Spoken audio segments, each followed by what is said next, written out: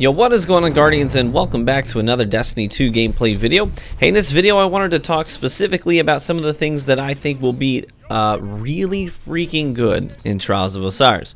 So I've been playing a lot of elimination lately, and probably about half of the gameplay that you'll see in this video is from the elimination playlist. I did a bunch of solo queuing there yesterday, and I had a lot of fun with it. So I was sort of trying to, ease back into Elim and refining the way that I play there.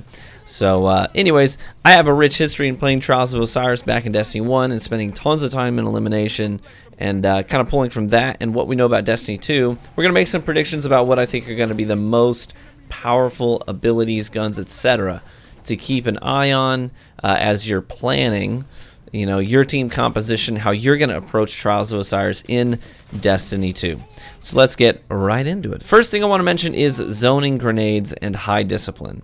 So what I mean by zoning grenades is grenades that stick around for a while, have an AoE, things that, grenades that you can put onto something and lock it down. Because essentially what we're getting at here is there's two really useful ways to use grenades as zoners in elimination. One is to keep people from getting revives. So say, for example, you get a pick with a sniper rifle down a lane. You peek down a hallway and you shoot somebody, you get a pick. Now, you know their teammates are there, and well, they're probably going to step up, throw up a barricade, or try and get the revive from cover. And you don't want that to happen. You want to be able to close that gap and be in a 3v2 situation. You do not want them to get that revive, because when they do that, then you have people with overshields, and now you're fighting an uphill battle. So you got your pick. You want to keep them off that body. So what do? You throw a solar grenade, a vortex grenade, a void wall grenade, a pulse grenade, something that's going to stick there on that body and cause damage over the course of several seconds, giving you time to close the gap, push in, and take advantage of your 3v2, because you don't want them to get that revive. You really don't want them to get that revive.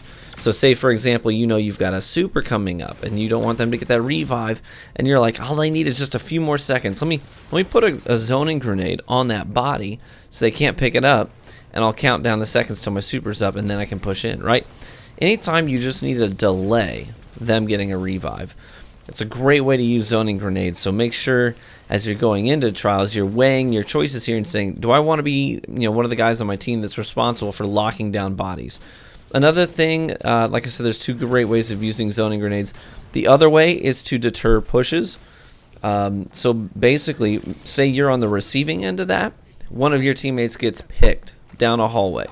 And now you think, okay, this team is just going to come sprinting down this hallway, through this choke point, through this door, whatever, to come and 3v2 us.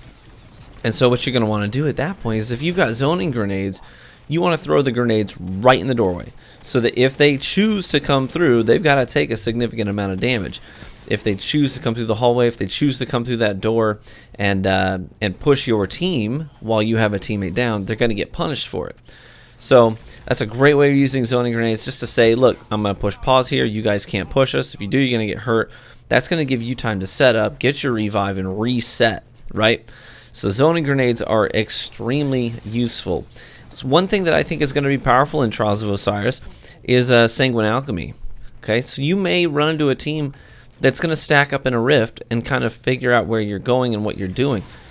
Maybe what you want to do is, you see the corner of that rift, and you're like, here's what I'm going to do. I'm going to take a zoning grenade, and I'm just going to chuck it right there, so that if they stand in that rift, they're going to take a fair amount of damage if they choose to do so. So it's another great way of using zoning grenades.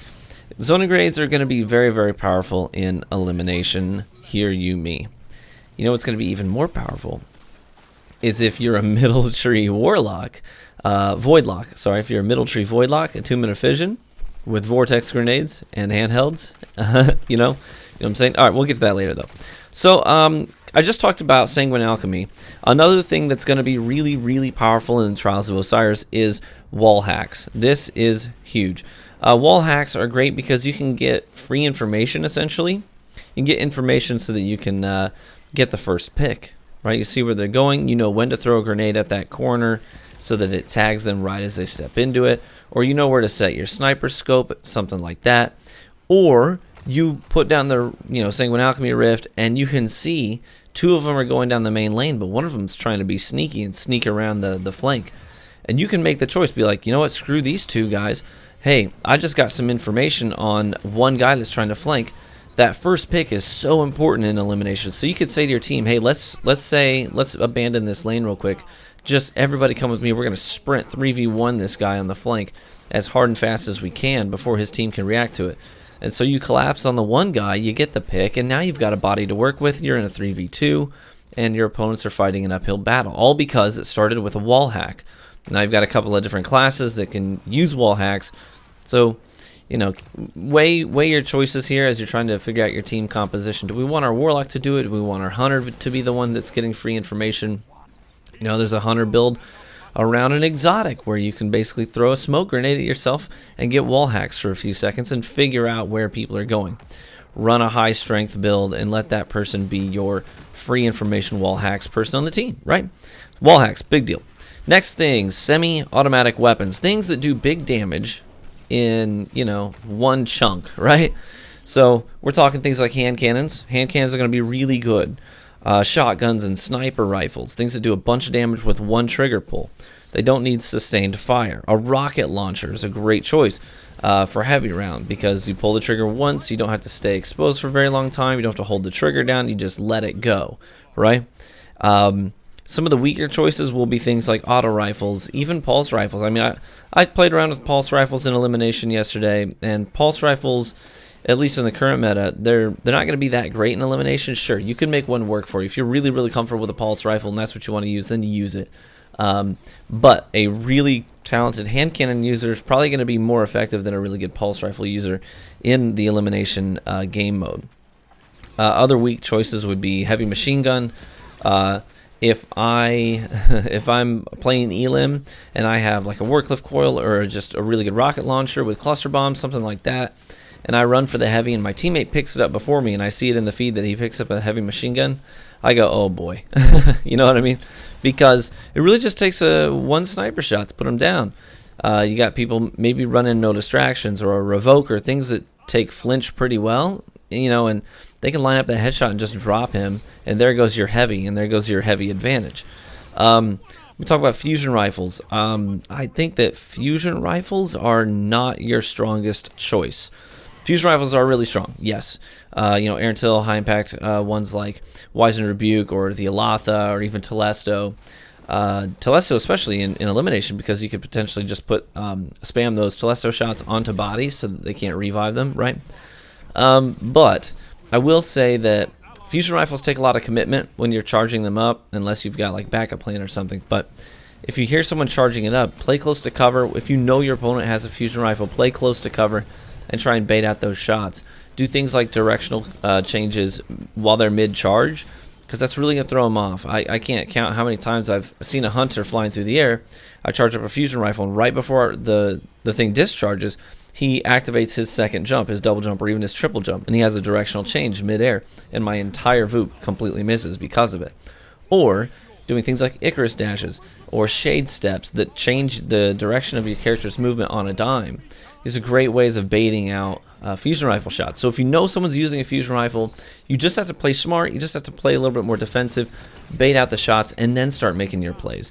It kind of sucks you have to play slower against fusion rifles, but that's the reality of it. If you want to deter your opponent who's using a fusion rifle, that's how you do it. So I think that at the high end of the card, that's where fusion rifles are really going to struggle. You may get 6-7 wins in on your card, and then for your last couple of matches, it just isn't as effective, and I think that's why, because people are going to get a little bit smarter to it. Another thing that I think is going to be really, really powerful, I mentioned this a little bit earlier, is no distractions. I think no distractions on a sniper rifle is going to be really key. I think that because of the way that no distractions handles flinch, then you're going to be able to counterfire against primary weapons. And that's one of the biggest things, is a lot of times if you get the first shot on a sniper who's hard scoping, but you get the first shot on him with your primary and you start that flinch process, then unfortunately they can still dumb you through that flinch. But usually you're going to come out on top because they're not going to be able to really steady their sights too well. So I think no distractions is going to be a good choice for sniper rifle users, or even linear fusion users who are using linear fusions on heavy round. But no distractions is going to be really nice, because it all comes down to it really is just getting that one pick. Got to get that first pick, right? in deterring those pushes. The next thing I would say is going to be really, really powerful. It's not necessarily a thing. It's not necessarily a gun or an ability. What it is a mindset, okay? And it's a willingness to commit. A willingness to commit goes a really long way in elimination. Hesitation will make your teammates absolutely hate you. For example, right? Yesterday, I'm playing elimination live on stream, and we're in a 2v3 where one of my teammates died. It's me, one blueberry, and a team of 3. Full team of 3 is still alive against us, right? Well, I get a pick through a hallway. I pick a guy, so now it's a 2v2. As soon as I get that pick, I run down that hallway safely. I close that gap. I kill a second guy who's actively going for the revive, but I start damaging him, so it cancels the revive process, right? So I start hitting him with my primary, finish him up with a melee. I do an Icarus dash. I've now got 2 guys dead, and we're now technically in a 2v1 situation. I do a nice Icarus dash, and I get 1 melee off on the 3rd player, right? So I killed 1, killed 2 before dying, and got a melee in on guy number 3. So now we've got 2 guys dead and 1 player left alive on that team with half health, right? He's got half health. My teammate only needs to do about 100 damage to win the round. But as soon as I go down, I'm like, clean him up, Blueberry, clean him up, you got this. But then, the camera shifts and I see where he's at. You know where he is? He's on the other end of the hallway where I got that first pick. He's way on the other end of the hallway. All of the bodies are over where I am, and he's just over on the other side of that hallway, hard scoping with a sniper rifle. Well, here's what happens. The last guy that I had at half health, well, he just throws up a barricade. While my teammate is hard scoping with a sniper rifle on the other end of the choke point, he just throws up a barricade. He gets the 2 revives, and now my teammate is left in a 1v3. And he had a hesitation. He wasn't willing to commit to that gunfight. And so even though I got a pick, I pushed down the lane, I killed a 2nd player and had a 3rd player at half health, and all he had to do was be accountable for 100 damage, he hesitated. He was too scared to push in. He thought the safer play is for me to sit back here and hardscope with my sniper rifle, maybe try and go for body shot, whatever. Point is, it didn't work. His hesitation cost us that round. Ultimately, we did actually lose that match by 1 round, which is a bit of a bummer. So, don't be that guy. I'm not mad at him, obviously. This is how you learn. But you have to be willing to commit, and when it's time to go, baby, you gotta go. You can't hesitate, because you hesitate even just seconds, you're looking at revives and overshields, and that's no bueno, no bueno. Last thing, high mobility classes are really, really powerful in Trials of Osiris. I'm talking, hunters. Hunters are probably the kings of elimination by default. I'm not saying that all good players are going to be playing Hunter. That's not true. I don't think that. But Hunters have the best directional control. They can change their direction midair, unlike a lot of... Dawnblade's the only thing that can do that. Okay, with Icarus Dash, Top Tree, Dawnblade's the only thing that can change their direction midair from the other classes. They're going to carry their momentum with the Warlock Glide and with the Lift ability for the Titan. You carry your momentum in a certain direction whenever you use those abilities. But Hunters have the ability to change their direction midair with their jumps, whether using a controlled jump or a triple jump. And so that's very, very useful, especially when people are trying to land things like sniper shots or fusion rifle shots. Great for baiting things out, right? You're not just a sitting duck up in the air like most other classes are. They also have directional change abilities on the ground with Shade Step with a really freaking short cooldown. You can Shade Step a lot as a hunter. If you spec for mobility, you do lots of Shade Stepping. And so that's really great for, say you slide into a lane and you want to see if people are posted up in it. You slide into the lane and instantly Shade Step back the way you came. And you go into 3rd person for a hot second. Hey, maybe you baited out a shot from a sniper rifle. They're lower on ammo. You got to lay on the land, stuff like that. So Hunters are really freaking good, right? I would say even in the super department, you've got some great choices. So Spectral Blades are kind of hard to hit. They're not so lumbering and slow, cumbersome, easy to shoot, easy to dome with a sniper rifle, especially if they're using their swipes. Kind of dash here and there and here and there and here and there. Same thing applies to Arc Strider doing their dodge rolls as they're pushing you. It's harder to land those snipes and shut those supers down. I do not recommend using a golden gun unless you're doing that defensively. You could choose to run Top Tree Goldie for the weighted throwing knives. I'm sorry, is that top of my head? Is that 3-shot Goldie? You could do that with the weighted throwing knives. They could be useful in elim, but the super itself is not that great. I would save it to pop defensively. If you pop it offensively, they're just going to hide, bait it out, and it'll be no good. If you are on a Warlock or a Titan, I would say Warlock's Top Tree Dawnblade is really, really good.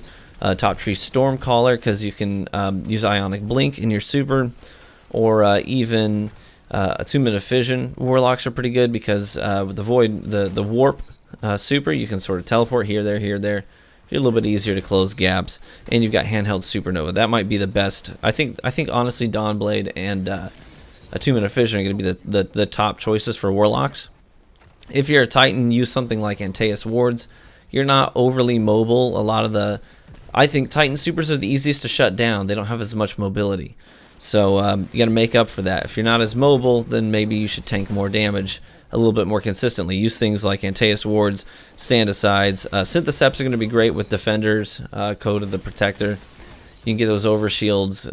And Titans who are actively meleeing with Synthos on are really hard to shoot because they just kind of rubber band back and forth, back and forth. It really jacks up your aim assist. So that could be a really good choice too. So anyways, I hope you learned something. Hopefully this helps you flush out sort of what your plans are for your team composition as you head into the Trials of Osiris. Best of luck to you. I really hope I get to play against each and every one of you someday in the Trials of Osiris. All right, thanks for watching, guys. I'll catch you in the Crucible.